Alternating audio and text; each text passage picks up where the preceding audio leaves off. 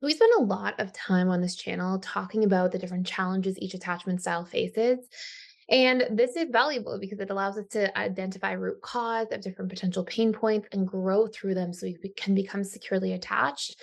However, we don't often spend enough time talking about the strengths of each attachment style.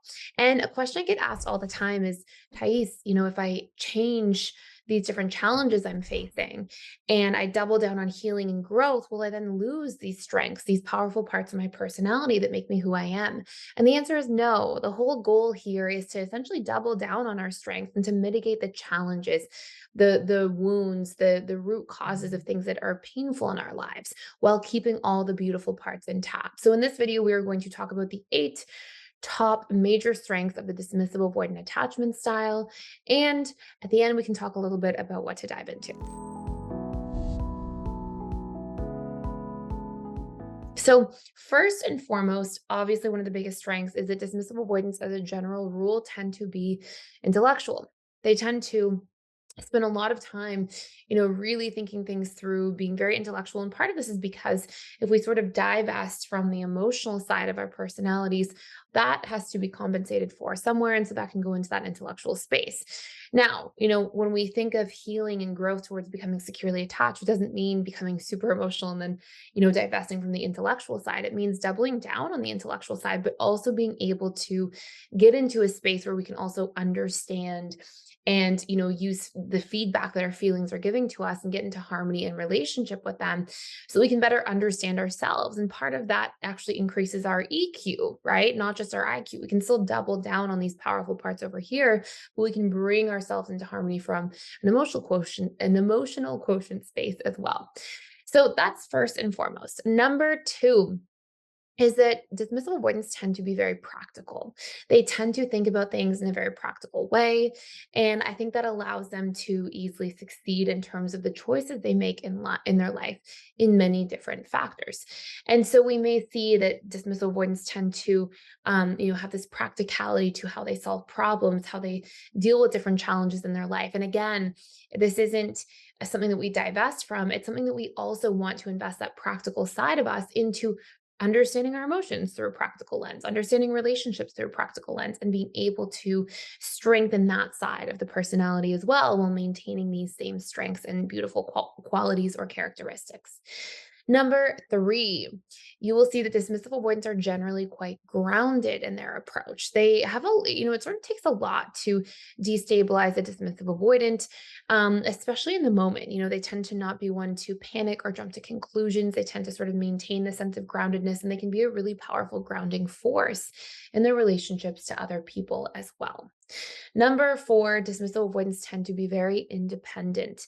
They tend to be at a place in their life where they can really rely on themselves. They tend to be very self sufficient, and they tend to be strong in those areas. And part of that's obviously because dismissive avoidants feel like they've had to be.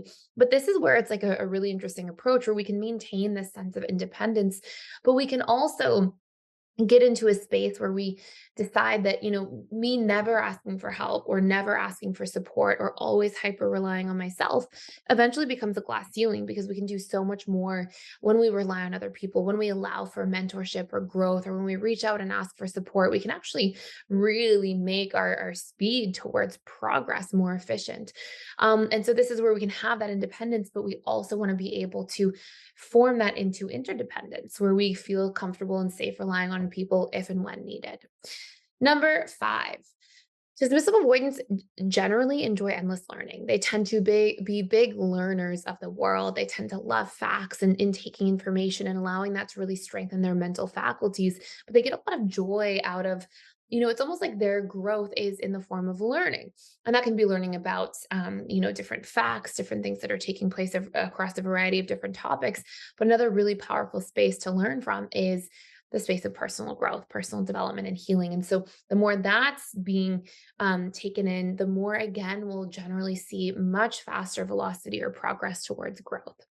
Number six, dismissive avoidants tend to be very good at setting boundaries. It tends to be a big strength of theirs.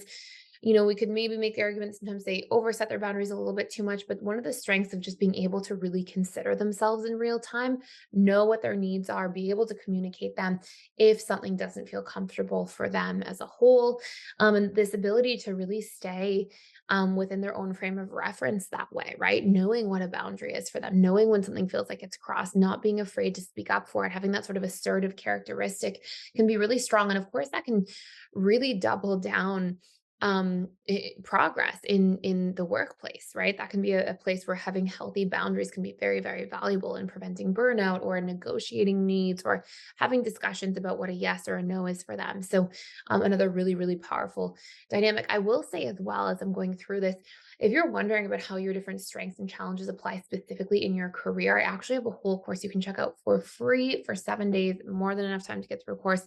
Plus, we'll add an extra discount if you do want to stay beyond that 7 day mark.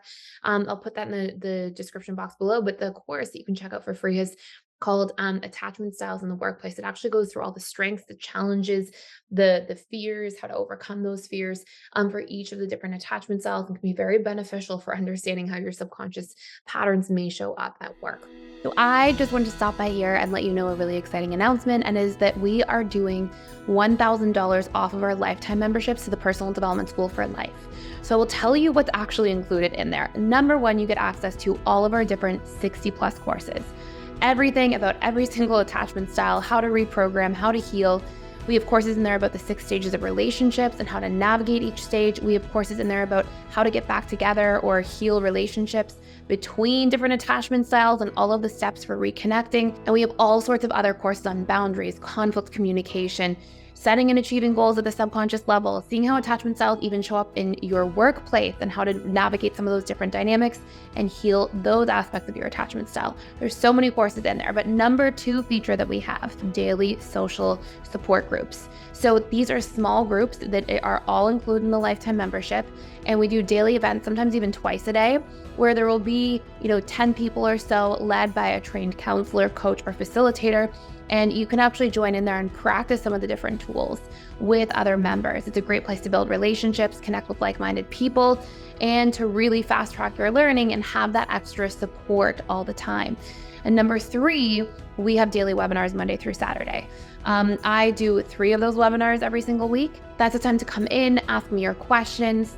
You can come in on camera and we can chat. You can come in off camera and just post them in the chat, whatever you're most comfortable doing. And we have other amazing counselors, coaches, facilitators who also lead other webinars. And again, those are slightly larger groups of people, but it's a great opportunity to connect with like-minded learners who also care about the same things: emotional connection, relationships, and personal growth. So I hope you check it out. We also have all these different discussion forums in there. We have a Facebook group, so you can connect with each other there as well. And there's a tremendous amount of community support in an ongoing way at PDS. So I would love to see you on the other side. I hope you join me. And now we'll go back to the video. Dismissive avoidance, as a general rule, tend to be very resourceful, because dismissive avoidance usually had to, in their whole, sort of childhood, come up with their own resources, come up with their own approach to things, learn to rely on themselves. They tend to be really, really good at pivoting, adapting, thinking of different ways to gain access to resources in different forms. And that tends to be a really, really powerful strength. Another thing we'll see big time is that dismissive avoidance can work very well under pressure, which is a huge strength, especially if you're in a high paced or sort of intense environment, whether that's in the workplace, whether that's in some sort of relationship dynamic. That is an absolute strength. And last but not least, dismissive avoidant attachment styles tend to be very resilient. Obviously, if you grew up in some sort of household where you had to roll with the punches, grow up fast, didn't have access to certain needs being met, this allows you to essentially be able to keep in that resilience and sort of access those parts of yourself whenever needed, whenever going through a hard time or a challenge. There's the ability to really maintain that sense of resiliency as a whole. So I hope you enjoyed this video. Let me know if you want to see more content about the different attachment style strengths. And if so, please hit the like button. And if you want to recommend any video topics that you want to see on this channel for the future, please let me know in the comments below. Also, I hope you subscribe to this channel and join our beautiful community here. I would love to have you. Thank you so much for watching, and see you in the next video.